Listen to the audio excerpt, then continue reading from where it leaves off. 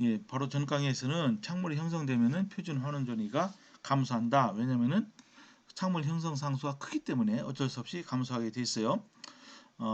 그래서 이제 이 전기학적으로 그 전압이 이동한 정도를 측정해서 KF 값을 구할 수 있다. 그러면 어떤 방법이 유용하냐? 전통적으로 쓰인 방법이 하나가 있습니다. 즉 폴라로그래피라는 이런 방법입니다. 그죠? 여러분 이름이 약간 특이하죠? 폴라로그래피. 이것은 수은을 전극으로 이제 이용하여 분석하는 방법입니다. 이것이 이제 언제입니까? 이게 오래전에 이 체코슬로바키아에 있는 헤르포르스키라는 사람이 이 방법을 개발해서 노벨상까지 받은 최초의 전기학으로 노벨상을 받은 최초의 업적이 바로 이겁니다. 이 폴라로그래피를 개발한 거예요. 왜 수은전극을 쓰느냐? 수은전극은 특징이 하나 있습니다. 이 사용 가능한 전압 범위, 그러니까 이것도 ideally polarizable electrode예요. 그러니까 상당히 이상적인 무슨 전극이죠? 기준 전극 또는 작업 전극입니다. 근데 이제 그 사용할 수 있는 범위가 잘 보세요. 이거는 좀 알아두는 게 좋습니다. 0볼트에서 마이너스 쪽으로 마이너스 1.2볼트 정도가 되는 거예요. 그죠? 0볼트에서 마이너스 1.2볼트 정도. 세츄레이트 칼륨 일렉트로드에 대해서 그렇습니다. 그럼 0볼트보다 더 크면은 저 양의 값을 가지면은 수은 자체가 산화가 되기 때문에 반응을 연구할 수 없죠. 그죠?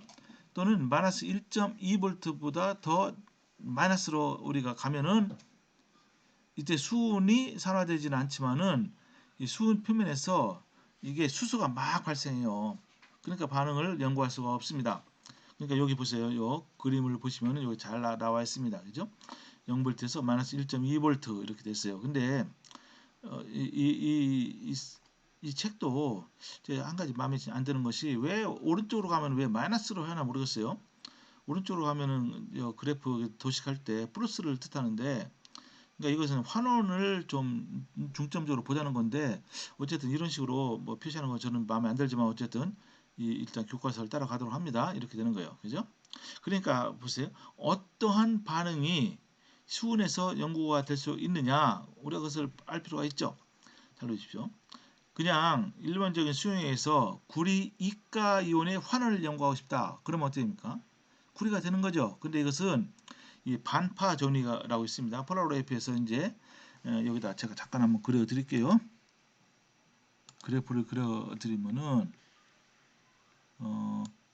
폴라로그래피는요. 이렇게 오른쪽이 전압이고 왼쪽이 y축이 전류라고 그랬어요. 이것도 역시 오른쪽에 이제 이 여기 있는 관습을 따라서 마이너스로 합시다. 잘 보세요. 그러면은 어떻게 되냐면 이게 이렇게 돼요. 쭉 가다가 일반적으로 이런 그림이 얻어집니다. 그죠? 이렇게. 그러니까 말하자면 S자 모양이 이제 얻어지거든요. 그럼 어때요, 그럼? 여기부터 여기까지 이게 이제 전체 이 전류가 되죠. 가장 큰 전류. 그런데 여기 딱 중간되는 지점이 있어요. 여기 중간되는 지점. 요것을 이렇게 쭉 그러면 요 지점. 그러니까 이걸 색깔을 좀 달리하겠습니다. 딱 이 저 전류가 딱 반이 되는 요 점을 우리가 반파 전위 half wave potential 이렇게 얘기를 합니다. 이런 식으로 써요. 2하고 1 half라고 이렇게 씁니다. 이렇게 써요. 그래서 요 반파 전위를 우리가 이제 기준으로 이제 삼는 겁니다. 근데 그냥 카파 이가의 반파 전위는 0.02V입니다. 0.02V니까 어때 여기 0V보다 더 플러스로 가죠. 그러니까 일반적인 상태에서는 그 구리 이가 이온이 수은에서 환원이 되겠어요, 안 되겠어요? 물론 된다고도 볼 수 있지만 이미 이때는 수은이 막 수은 자체가 전극 자체가 산화되기 시작하니까 연구를 할 수가 없습니다. 그럼 어떻게 하느냐 이걸 갖다가 이 수은에게 KCl 같이 이렇게 클로라이드 이온이 있는 조건을 만들어 주면 됩니다. 그러면 어떻게 돼요? 클로라이드 이온이 이제 염소 이온이 구리 이가 이온과 착물 형성해서 그럼 어떻게 되죠? 그럼 전압이 마이너스 쪽으로 이동한다 그랬죠. 보세요. 마이너스 0.22V. 그러니까 여기서 얼마 정도 이동했습니까? 약 240mV만큼, 그죠? 0.24V만큼 마이너스로 이동했어요. 그러니까 어때요, 여기? 이 정도 되니까 충분히 연구가 가능하고, 또는 아예 거기다가 암모니아를 이제 집어넣는 겁니다. 인위적으로. 그죠? 그럼 어떻게 돼요? 마이너스 0.15V만큼. 이것도 역시 마이너스 쪽으로 이동했죠. 그죠?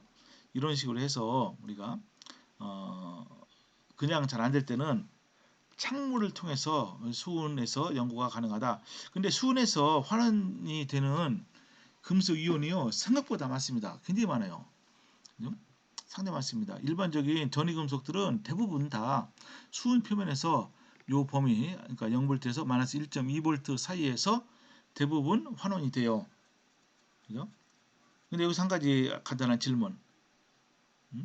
그 금속이 예를 들어서 구리 이온이 이게 수은에서 표면에서 환원이 되잖아요. 그러면 구리는 구리 금속이 되는 거죠. 그죠? 그럼 어떻게 돼 있어요?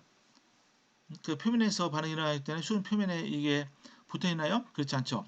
수은은 액체이기 때문에 이 수은 내부로 녹아 들어가게 됩니다. 그런 걸 뭐라 그러죠? 아말감에서 아말감. 그죠? 아말감. 그러니까 수은은 많은 금속을 그냥 녹여버립니다. 그런 성질이 있어요. 그래서 여기 있죠, 그죠? 이 원해프라고 하는데 이걸 반파정전이 일반적으로 그냥 반파전이라고 합니다. 그래서 이제 이 반파전이는 물질마다 다르므로 일반적으로 이 값으로부터 대량 물질을 아이덴티파이 할 수 있다. 그러니까 여러 금속 이온이 있어요. 뭐가 어디 있는지 어떻게 하느냐? 일단은 요 반파전이 요거를 우리가 보는 겁니다. 물론 금속 이온이 요게 반파전이가 아주 다닥다닥 붙어 있으면 힘들겠지만은 그렇지 않은다면은 대략 반파전이를 가지고서 어떤 금속 이온이 녹아 있는지를 대략 추정할 수가 있습니다. 여기서 이제 요 밑에 부분 내용은 금방 제가 설명드린 그대로입니다. 자, 그 다음에 한번 약간 골치 아픈 내용을 한번 보도록 합니다. 표준 전극 전위를 이용한 연력학 값의 유도. 근데 사실 이것은 이미 다 한 거예요. 지난 시간에 다 설명을 드렸습니다. 이렇게 이제 완전한 이 셀이 있죠. 즉 에노드도 있고 캐소드도 있다. 이게 이제 완전한 셀이잖아요. 이게 이제 전압이 어떻게 되느냐? 어떻게 된다고 그랬죠? 그 IU팩이라는 데서 이제 권고하기를 모두 다가 전부 다 환원 형태로 쓴 다음에 캐소드를 일반적으로 오른쪽에 이렇게 놓습니다. 오른쪽에. 에노드를 되게 왼쪽에 위치시켜요. 우리가 이제 라인 노테이션이라고 있잖아요. 한 줄로 그냥 쓰는 거, 그림을 그리지 않고. 이제 그럴 때 이제 오른쪽이 캐소드, 왼쪽이 에노드예요. 그래서 어떻게 하느냐? 각각의 이제 반쪽 반응을 이제 환원식으로 쓰고 거기에 대해서 네른스식을 적용을 하는 겁니다. 그 다음에 오른쪽에서 구해진 그 전위를 해서 왼쪽에서 구해진 전위값을 빼는 거예요. 그게 이제 셀 포텐셜, 그죠? 이 셀이 이 발생시키는 전압이 되는 겁니다. 그게 이제 이론이에요. 여기 뭐 주제를 이렇게 많이 이렇게 이제 막 써놨습니다만은 제가 말씀드린 그대로입니다. 그죠? 그대로예요. 그러니까 예를 들어서 이 그림을 한번 그림 있으니까 한번 설명드려요. 왼쪽에는 철 2가와 3가가 있죠. 그죠? 여기 이제 레프트 핸드 여기 이제 이 LHS가 뭐야? 레프트 핸드 이게 뭡니까 이게? 레프트 핸드 사이드 이렇게 되죠. 오른쪽은 세륨 3가와 세륨 4가 이온이 있습니다. 이건 라이트 핸드 사이드 이렇게 되는 겁니다. 그래서 각각에 대해서 레프트 핸드 사이드는 이렇게 되는 거죠. 이렇게 이게 이제 네런스트 식이고 오른쪽에는 라이트 핸드 사이드 쪽에는 이렇게 네런스트 식을 씁니다. 근데 셀 포텐셜을 잴 때는 항상 캐스 쪽 오른쪽에서 이거를 빼는 겁니다. 근데 요거끼리 먼저 빼고 나머지 거를 빼면은 요게 이제 로그 계산을 하면 말이죠. 빼기는 나누기로 되어 있으니까 요게 결국은 이렇게 돼서 요게 바로 뭡니까? 요게 바로 이게 이저 이퀄리브럼 컨스탄트 이게 된 거다. 요 값이 돼요. 이러면 직접 한번 이렇게 계산해 보면은 금방 알 수 있을 겁니다. 요 값. 그러니까 어때요? 요것은 요 표준 환원 전위끼리 뺐으니까 이것은 그냥 우리 표로부터 구할 수가 있는 겁니다. 웬만하면 표에 다 나와요. 그 다음에 이것은 뭡니까? 이것은 K 값이죠. equilibrium constant. 그죠? 그러니까 요 표준 그리고 이제 이것이 그런 표준 환원 전위는 알려져 있고 이것이 이퀄리브럼 컨스탄트인데 이 대체로 이퀄리브럼 컨스탄트가 무진장 크거나 무진장 작은 경우가 많아요. 그 경우는 힘들죠. 그렇지만은 이런 셀을 구성해서 이제 하면 아주 간단합니다. 그게 무슨 얘기냐? 이게 그러면은 이렇게 셀을 구성해 놓고서 평형 상태가 이루어진다고 가정해 보십시오. 평형 상태가 이루어지면 지난 시간에 뭐라 그랬죠? 전류가 흐릅니까? 안 흐릅니까? 응?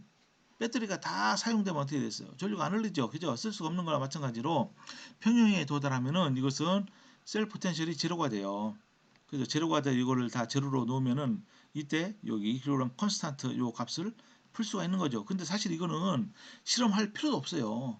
왜냐하면 이미 다 이절 값이 나와 있기 때문에 요 식으로 식만 풀면 됩니다. 그죠? 이런 식으로 해서 이렇게 이제 평형상수를 구할 수가 있다. 그리고 이게 또 연력학과 어떻게 관련이 있느냐? 요 셀 이 포텐셜은 뭐와 관계가 되고 그랬습니까? 깁스 프리 에너지 변화와 관계가 있다. 이건 굉장히 중요하다고 그랬습니다. 그러니까 이 셀 요 제로 값은 마이너스 NF분의 델타 G 제로가 된다.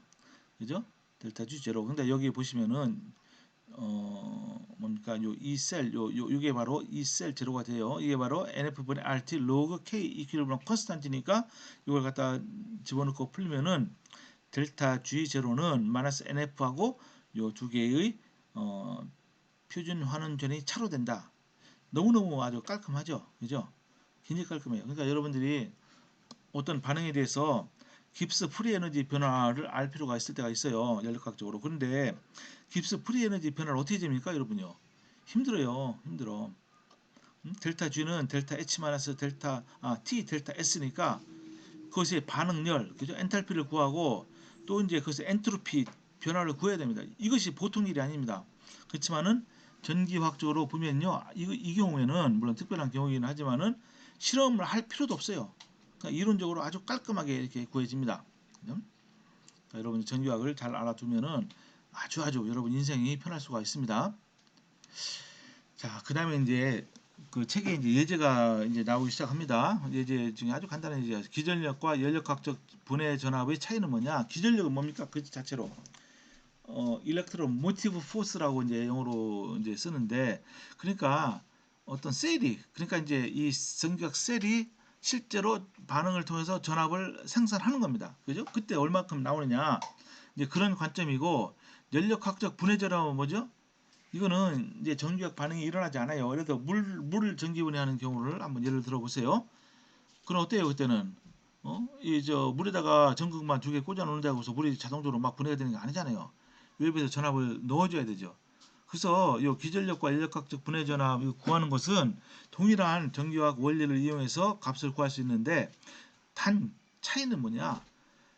기전력은 실제로 어떤 셀이 자동적으로 그죠? 자발적으로 전기 에너지를 생산하는 거고 연력학 분해 전압 분해 전지는 이것은 외부에서 전기 에너지를 줘야 된다. 그래서 이제 용어가 다른 겁니다. 그죠? 동일한 계산, 동일한 원리가 적용이 되는 거죠. 자, 그다음에 예제 2-2가 있어요. 전기화학 전지를 이용해서 KSP를 한번 계산해 봐라.